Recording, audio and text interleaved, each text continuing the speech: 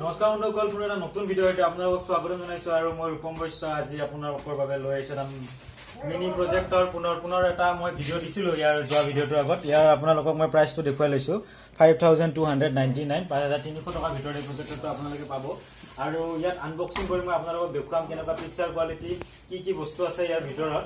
তো ফ্ৰেণ্ডছ বলক ইয়াক আনবক্সিং কৰো। ফ্লিপকাৰ্টৰ পেকিঙৰ কথা ক'বতো নালাগে, মই প্ৰত্যেকটা ভিডিঅ'তে কৈ থাকো বস্তু যিয়ে নহওক পেকিং পুৰা দিয়ে।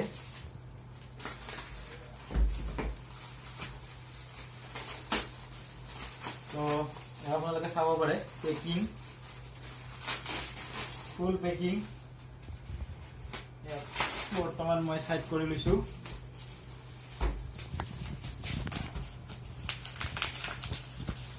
তো ইয়াত এটা বাবুল পেকেটৰ দি দিছে যাতে বস্তুটো কষ্ট নাপায়, ভাঙি নাযায়। আৰু ইয়াত থাৰ্মোকল পুৰা পেকিং দিছে যাতে বস্তুটো কোনো ধৰণৰ কষ্ট নাপায়, বস্তুটো ফ্লিপকাৰ্ট স্পেচিয়েলি যাতে। তো এইটো হৈছে পেকেট LED হাই কনভাৰেজেশ্যনছ কি বস্তু আছে এইটো নাজানো স্পেলিং। তো যি কি নহওক প্ৰজেক্টৰটো মই এতিয়া আনবক্সিং কৰিবলৈ গৈছোঁ।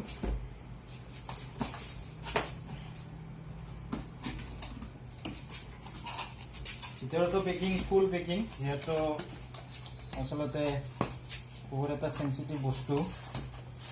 তো পেকিং খুব ধুনীয়া দিছে, উল্টা হৈ গ'ল, ঠিক আছে। তো ইয়াত একো নাই।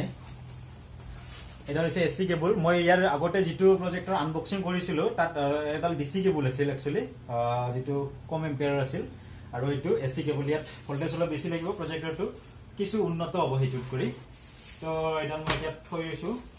নেক্সট পুনৰ এই কেবুলডাল দিছে, যিডাল মই কৈছিলোঁ আগৰ ভিডিঅ'টোতো আপোনালোকে টিভিত যদি কানেক্ট কৰিব বিচাৰে এই কেবুলডালেৰে কানেক্ট কৰি ল'ব পাৰে।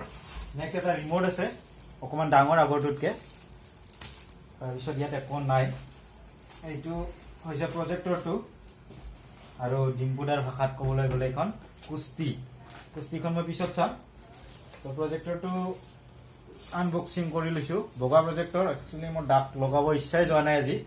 আগৰ প্ৰজেক্টৰটো য়েলো কালাৰ আছিল, বহুত এটা ভাল লুক। তো এতিয়া মই ইয়াক চলাই আপোনালোকৰ আগত দেখুৱাম। ইয়াত লিখা আছে mini LED projector, model number RD810 আৰু লাইট চ'ৰ্চ LED। টোটেল পাৱাৰ 40 ৱাটৰ পাৱাৰ কোৱালিটি আছে ইয়াত, আৰু power input AC 100 to 40 volt. তো প্ৰজেক্টৰটো পাৱাৰ আৰু যিটো আপোনালোকৰ লাইট যিটো পাৱাৰ আছে 40 ৱাটৰ প্ৰজেক্টিং পাৱাৰ হ'ব, অৰ্থাৎ যিখন এইখন লেন্স মই এইখন খুলি আপোনালোক দেখাইছোঁ, যিখন লেন্স 40 ৱাটৰ লেন্স। বহুত ধুনীয়া এটা পিকচাৰ কোৱালিটি হ'ব যেন পাইছোঁ 40 ৱাট। তো যি কি নহওক মই প্ৰজেক্টৰটো ৰেডি কৰি লৈছোঁ পুনৰবাৰ, আৰু দেখুৱাম আপোনালোকক ইয়াৰ পিকচাৰ কোৱালিটি।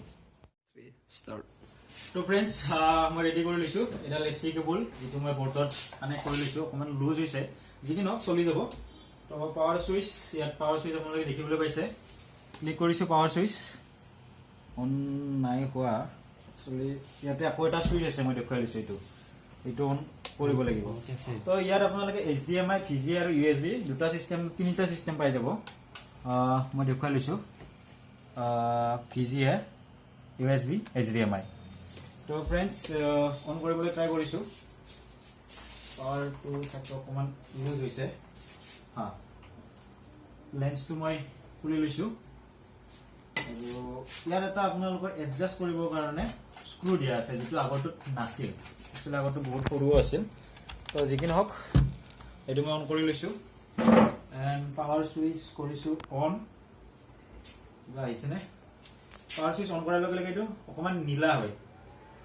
তো ফ্ৰেণ্ডছ ইয়াত বেটাৰ কুলিং চিষ্টেম এটা দিয়া আছে। মই আপোনালোকক কিছু দেখুৱাবলৈ চেষ্টা কৰিছোঁ কুলিং চিষ্টেমটো। অকণমান যদি ওচৰলৈ আহে ইয়াত কুলিং চিষ্টেমখিনি আপোনালোকে চাউণ্ড শুনিব পাইছে। ইয়াত ধুনীয়া এটা বতাহখিনি যিটো মানে হিট হয়, হিটিং চিষ্টেমটো বহুত ধুনীয়া আউটপুট দিয়া আছে ইয়াৰ কাৰণে। আৰু ইয়াত পিকচাৰ আপোনালোকে দেখিবলৈ পাইছে, ইয়াত বহুত এটা 50 ৱাটৰ LED জ্বলি আছে, তথাপি ইয়াত পিকচাৰ কিন্তু বৰ্তমানলৈকে ঠিকে আছে। বাকী ব্ৰাইটনেছ মিলাব আছে। তো মই আমাৰ যিটো মেইন লাইটটো অফ কৰিবলৈ অনুৰোধ জনাম। মেইন লাইটটো প্লিজ অফ কৰি দিব আপোনাৰ ওপৰটো, মেইন লাইটটো। ঠিক আছে, এইটো লাইট দি দিব পাৰে সৰুটো।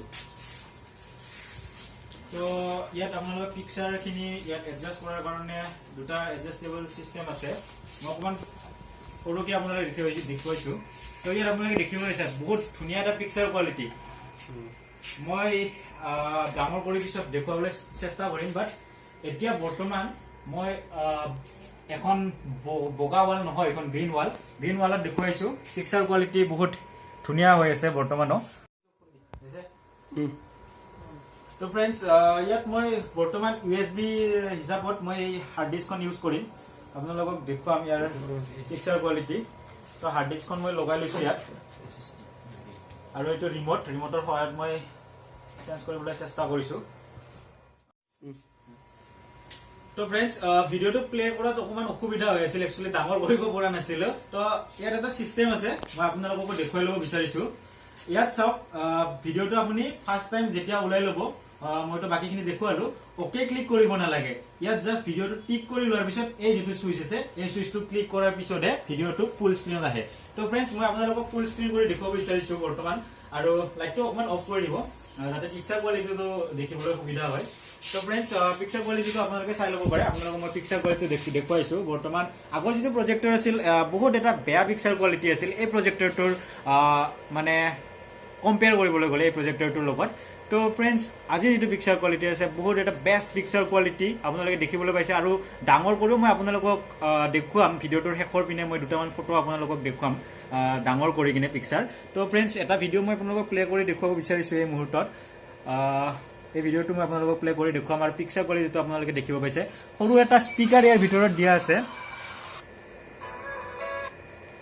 সৰু এটা পিকচাৰ এটা বক্স স্পীকাৰ এটা আছে ভিতৰত যিটোৰ পৰা আপোনালোকে আৱাজটো শুনিব পাইছে আৰু বহুত এটা ক্লিয়াৰ মানে চাউণ্ড আপোনালোকে শুনিব পাইছে ইয়াত তো ফ্ৰেণ্ডছ পিকচাৰ কোৱালিটি আপোনালোকে দেখিবলৈ পাইছে ফুল HD পিকচাৰ কোৱালিটি ইয়াত পাই যাব আপোনালোকে যদি আপোনালোকে বাই কৰিব বিচাৰে এই প্ৰজেক্টৰটোৰ তেনেহ'লে ভিডিঅ'টো ডিছক্ৰিপশ্যনত আপোনালোকে লিংকটো পাই যাব আৰু কম দামত বহুত ধুনীয়া এটা প্ৰজেক্টৰ আপোনালোকে লাভ কৰিব পাৰিব তো ফ্ৰেণ্ডছ ভিডিঅ'টো এইখিনিতে সমাপ্ত কৰিম কিন্তু আপোনালোকে নাযাব কাৰণ মই ডাঙৰ কৰি স্ক্ৰীনখন আপোনালোকৰ বাবে দেখুৱাম মই ভিডিঅ'টোৰ শেষৰ ফালে তো ফ্ৰেণ্ডছ আজিলৈ ইমানেই ধন্যবাদ